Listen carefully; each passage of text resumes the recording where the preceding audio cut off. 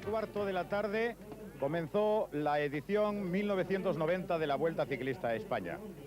22 equipos, 12 de ellos extranjeros, con un total de 198 corredores, en busca de revalorizar su nombre, en busca de casi 50 millones de pesetas y de echarle un pulso a esta Vuelta Ciclista a España 1990.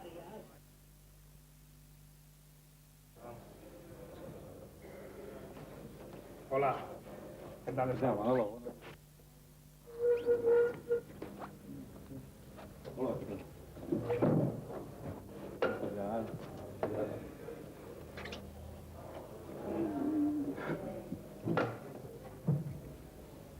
Independientemente de cuál sea el resultado de la etapa de hoy, lo que sí está claro es que dos formaciones españolas, Banesto y Once, o Once y Banesto, se están jugando la Vuelta Ciclista a España. Es un tour de force, un pulso entre sus dos directores, José Miguel Echavarri y Manolo Sainz.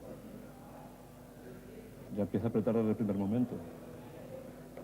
Bueno, o sea, ¿que crees que esto va a durar mucho o no va a durar mucho? No sé, habrá que esperar a Valdezcaray. ¿A dónde esperamos? Yo sabes que tengo mis cartas escondidas, ¿no? Y yo también las mías. Se vea que tiembla aquí la cosa. Aquí que tiembla esto, me cago. Venga. Ahora sí que me has ganado, ¿no? Sí. Pues te tengo que echar un pulso con...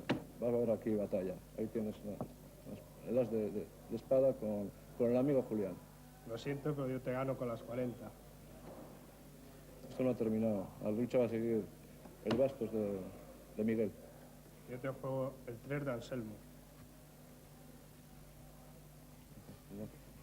Que tenía aquí la copita de perico. Lo siento, te la llevo, que pintan en oro y es marino. Yo decía yo que tiene un equipo muy fuerte. Al final, los triunfos, como quería Manolo Sainz, fueron los amarillos del oro. Y para José Miguel Echevarri, ciertamente pitaron bastos con un casi sorprendente cuarto puesto en la etapa. Pero no adelantemos acontecimientos. Les decíamos al principio que la Vuelta se ha puesto en marcha con 198 corredores. La sensible baja de Laudelino Cubino ha sido cubierta por Juan Carlos Arriba y la de Obando en el Tulip por Jaume Vilamayor. Esta primera etapa se disputaba con una nueva fórmula de puntuación. Se corrían los 11,5 kilómetros de circuito urbano por las calles de Benicàssim por tríos designados por sus directores. El número, el 11 de los 11 kilómetros, fue casi un presagio sobre el ganador. Los primeros en tomar la salida fueron estos tres corredores soviéticos del equipo Alfa Lum, Ayuparov, Shemil y Golobatenko, cuyo tiempo, como el resto de los dos tríos de la formación italo-soviética, ha sido irrelevante, muy cerca de los 14 minutos y medio. La Once tuvo doble protagonismo porque ya su primer trío, al que vieron hace unos instantes, el formado por Pedro Muñoz, Miguel Ángel Martínez y Santos Hernández, realizaron un tiempo inferior a los 14 minutos, exactamente 13:52, en un sintomático preludio de lo que habrían de conseguir sus compañeros en esta etapa sui generis. El día, pese a que en algunos momentos en el inicio de la carrera amenazó con amagos de llovizna, resultó a la larga soleado y con escaso viento lateral que apenas molestó a los ciclistas. El circuito preparado por la organización local de Benicàssim era totalmente llano, protegido en su mayor parte por las casas de la población de los posibles embates del viento y con un piso regular y bien pavimentado. Ello, como pueden ver en estas imágenes previas, impulsó a colocar ruedas lenticulares en casi todas las bicis, sobre todo las traseras, y en algunos casos tanto las delanteras como las traseras. Uno de los tercetos, el del Pony Malta, formado por Marco Carreño, Francisco Rodríguez y Luis Alberto Rodríguez, fue el único que sufrió una caída que le relegó a uno de los últimos puestos, a más de un minuto de los vencedores, mientras que Casimiro Moreda del Class Cajas Tour fue el que más tiempo invirtió. Se descolgó de sus compañeros, Echave y Gastón, e hizo un crono de 16 minutos y 2 segundos. A la estrella francesa del Toshiba le acompañaban dos buenos rodadores, dos hombres que conocen la lucha contra el crono y que van a ser, sin duda, los más fieles escuderos de Jean-François Bernard. Jeff, sin embargo, no parecía estar por la labor en el día de hoy y probablemente no va a estar durante la Vuelta, salvo que por alguna casualidad se vea inmerso en alguna de las primeras posiciones y pueda disputar el triunfo sin demasiado esfuerzo. Su objetivo no se ha recatado en manifestarse en este sentido, sigue siendo el Tour, y la Vuelta habrá de servirle para ponerse a prueba en una carrera por etapas de la duración de la Ronda Española tras su temporada en blanco del pasado año. Habrá que esperar algo más para saber en qué desembocan las aspiraciones del Toshiba, por cuanto si comienza a cogerle gusto a la carrera, aún podría establecer otro orden de valores, puesto que a nadie le amarga un dulce, y más vale pájaro en mano que ciento volando. Quizá el test definitivo para empezar a adivinar las intenciones del corredor galo se efectúe en Sierra Nevada. Aquí le ven con Pascal Lance y Philippe Loubiot, sus dos compañeros en este trío, en su esfuerzo sobre los 11,5 kilómetros del circuito. El grupo deportivo Toshiba, quizá el más representativo de los equipos extranjeros que participan en esta Vuelta a España 1990, iba a hacer un tiempo de 13 minutos 53 segundos largos, quedando a 31 segundos del equipo vencedor. Como ven, como pueden comprobar, los relevos no son todo lo perfectos que se precisa para lograr una buena clasificación. El octavo puesto fue el que consiguió el conjunto de Jean-François Bernard. Están cubriendo ya los últimos metros del circuito urbano, justo al pasar ante la playa, donde el viento soplaba con más fuerza sobre el lateral derecho de los ciclistas. El trío del equipo alemán del Stuttgart era una pequeña ONU. Alemán Federal es el menor de los dos hermanos Bols, Udo, al que acompañaba un australiano, Daniel Woods, y el holandés Erwin Nickboer. Este último es sobradamente conocido por los aficionados españoles por sus muchos años en el equipo Orbea, en el que sus funciones se limitaban a acompañar a Matteo Hermans y prepararle los sprints de las llegadas. Liberado de estas obligaciones, este año el joven corredor holandés ya se ha adjudicado los 3 días de la PAN y se está significando en cuantas pruebas participa como uno de los hombres más combativos del pelotón internacional. Los 3 componentes del equipo alemán han hecho un buen recorrido, con relevos constantes y precisos. Al final, sus 13 minutos, ahí tienen ahora en el centro de sus pantallas a Erwin Nickboer. Al final decíamos sus 13 minutos y 41 segundos, a 19 segundos de los vencedores de la etapa, les auparon al 7º puesto.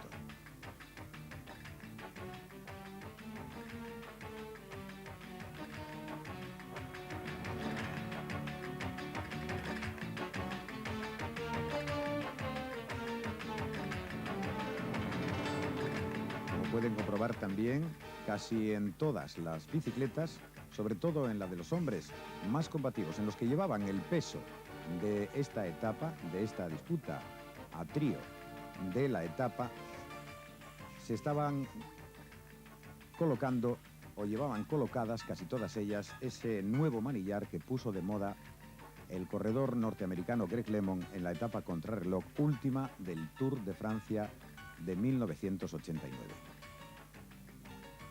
Esta es la llegada al bonito velódromo de Benicassim de los 3 hombres del conjunto Stuttgart. Repetimos, 7º en la etapa. Manolo Sainz realizó una perfecta selección de sus hombres, combinando las características de unos y otros y consiguiendo un triple magnífico resultado.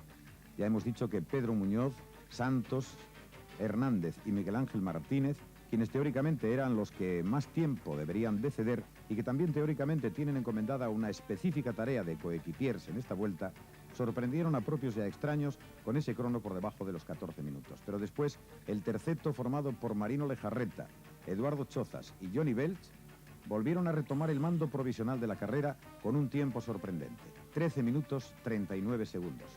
Si en el primer trío el peso del rodar lo llevaron Pedro Muñoz y Miguel Ángel Martínez, en este segundo trío, la bien probada buena forma de Chozas y Belch, magníficos rodadores, llevaron en volandas a un Marino Lejarreta que también ha demostrado que sabe defenderse en el llano, de tal modo que el corredor vasco no ha perdido más que unos segundos respecto a la cabeza, lo que sin duda es importante para el de Berriz de cara a la llegada a la montaña.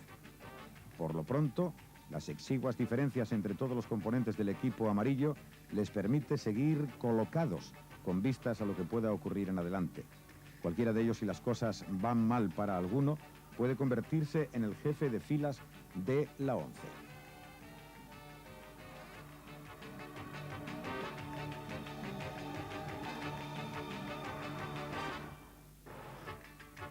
Ahí tienen a Marino Lejarreta en pleno esfuerzo y por delante Johnny Belch luciendo el maillot de campeón de su país, de Dinamarca.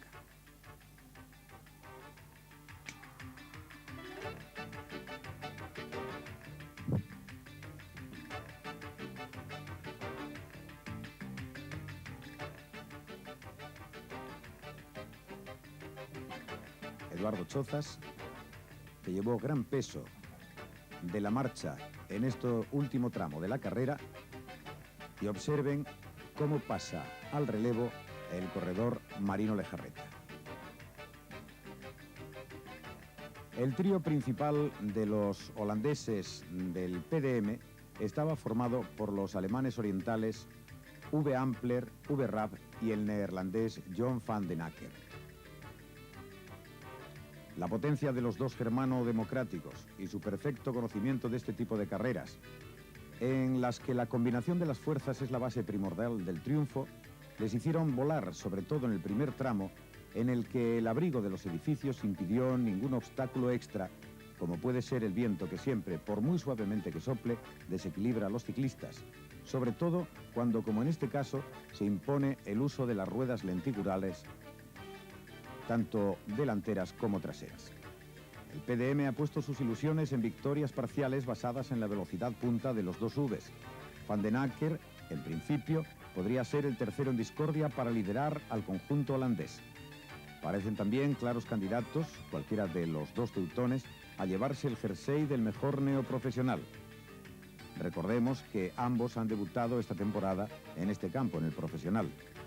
13 minutos 38 segundos, a 17 segundos de los primeros, y un quinto puesto en la etapa fue su marca final.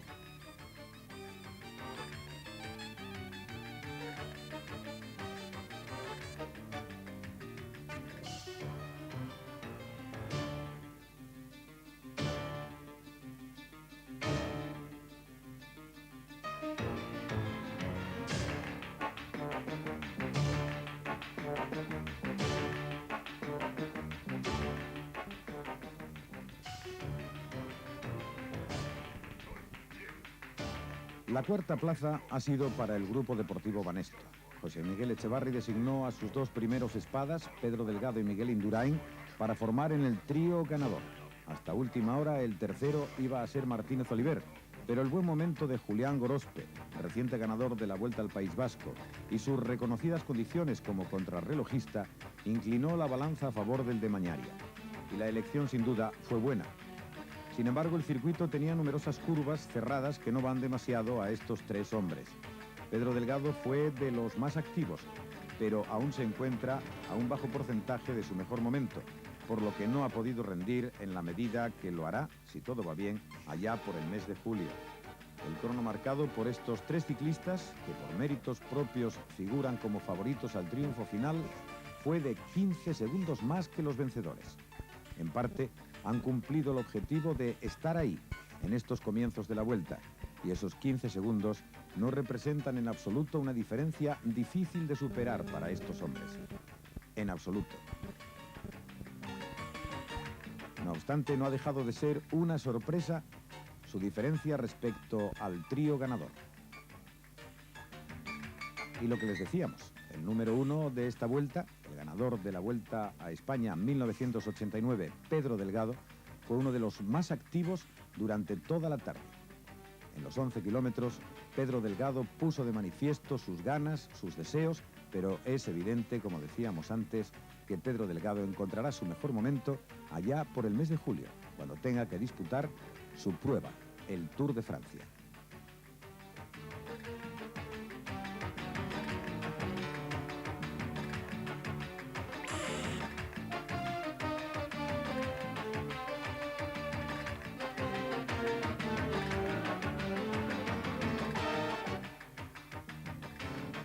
El mejor de los cuatro equipos italianos presentes en la Vuelta Ciclista a España 1990, aunque realmente el Alfa Lung esté integrado totalmente por ciclistas de la Unión Soviética, ha sido el Diana Colnago de Beppe Saroni.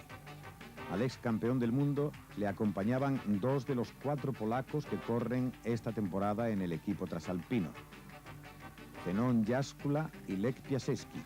Sin duda, los más fuertes sobre esta corta distancia de 11 kilómetros 500 metros. El trío secundario lo formaban Bontempi, Bordonali y Piovani, lo que significa que a Guido Bontempi, Pietro Algeri, su director, le va a reservar para la disputa de las etapas que finalicen en pelotón. El promedio de estos tres corredores que ven en sus pantallas habla por sí solo claramente de la velocidad a la que rodaron. Fueron los primeros en superar los 50 kilómetros a la hora, exactamente 50 kilómetros 766 metros. Pese a ello, no lograron más que la tercera plaza, aunque el esfuerzo inicial de Lech Piasecki le costó ceder 3 segundos en la línea de llegada en el velódromo de Benicàssim.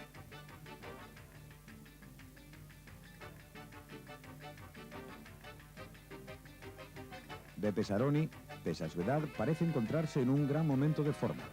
Es un corredor siempre ambicioso y en el que habrá que confiar para que presente batalla a los que en estos momentos son los máximos favoritos para ganar la Vuelta a España. Los ya citados Miguel Indurain, Pedro Delgado y, por supuesto, los corredores de la ONCE.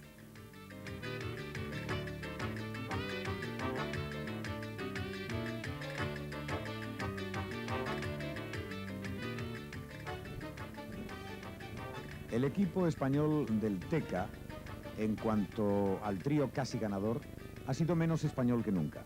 José Antonio González Linares puso en la línea de salida a sus 3 pesos pesados del llano, al belga Nico Emmons, al británico Malcolm Elliott y al noruego de nacionalidad Janus Kuhn. A ello sin duda le obligó la ausencia forzada de Raymond Ditchen, que no se encuentra plenamente recuperado, al menos en el aspecto psicológico, de su caída el pasado año en esta prueba, en la Vuelta Ciclista a España. Elliott, Emmons y Kuhn son 3 magníficos dominadores de la máquina de las 2 ruedas.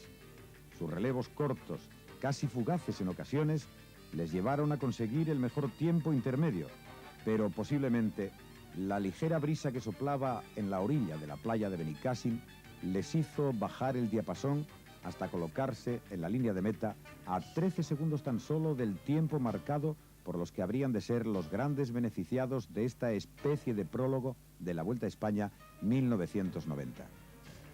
De todos modos, chapó a la carrera de esta también mini ONU del ciclismo español.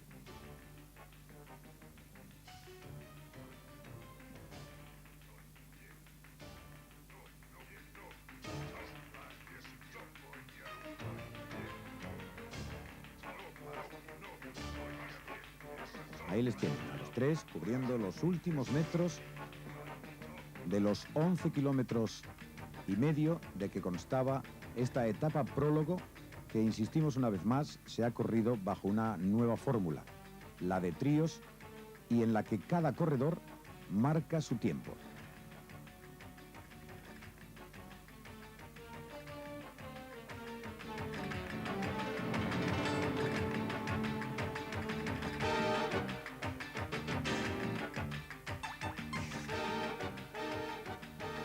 Finalmente los vencedores, el trío del Grupo Deportivo 11.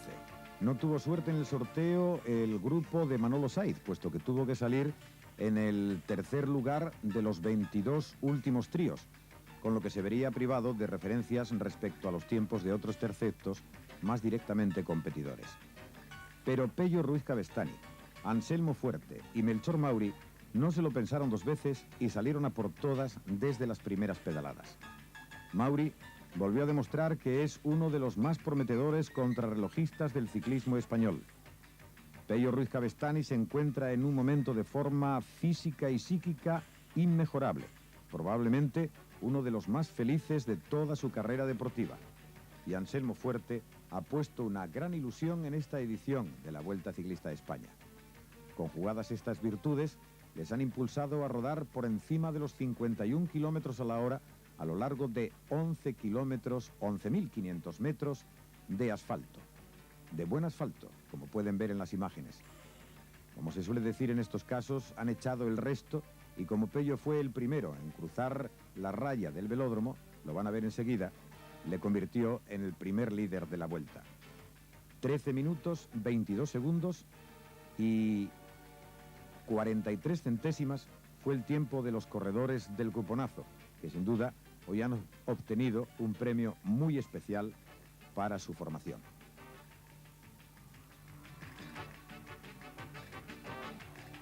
Ahí están entrando en la línea de meta. Se adivinaba ya, pese a que faltaban todavía 18 equipos por llegar, que el tiempo conseguido por estos tres hombres, Anselmo Fuerte, Melchor Mauri y Pello Ruiz Cabestany, iba a ser muy difícil de batir.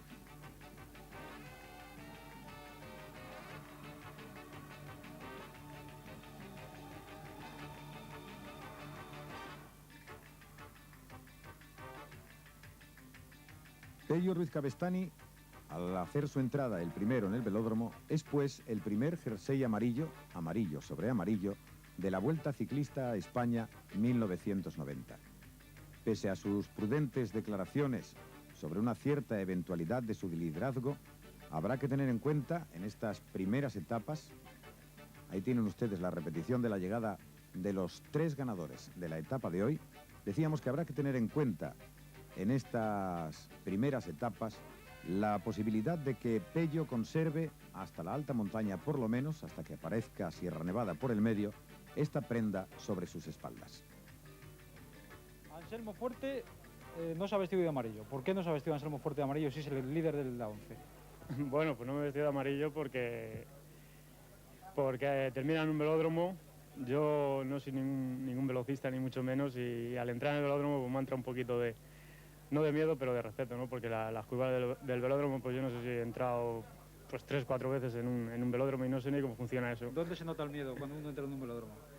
Bueno, miedo no se llevaba, ¿no? Porque vas, digamos, ciego y vas un poco ciego y no te enteras, ¿no? Si hay eso, pero vamos, se nota en la bicicleta que te tienes que tumbar un poco. Al tomar la curva tienes que tomar un poco porque el resto es peligroso, te puedes caer para abajo. ¿La próxima vez que entre en un velódromo le dejará seguir ganando a Pello o no? Ojalá entremos muchas. Ojalá entremos muchos y no hay ningún problema. Que gane Pello, que gane, si es por tríos, que gane el que sea del equipo. No me importa porque hay mucho tiempo para intentar coger el maillot o para intentar perderle y quedan 20 días de la vuelta y vamos, no hay ningún problema. ¿Lleva un cronómetro colgado al cuello?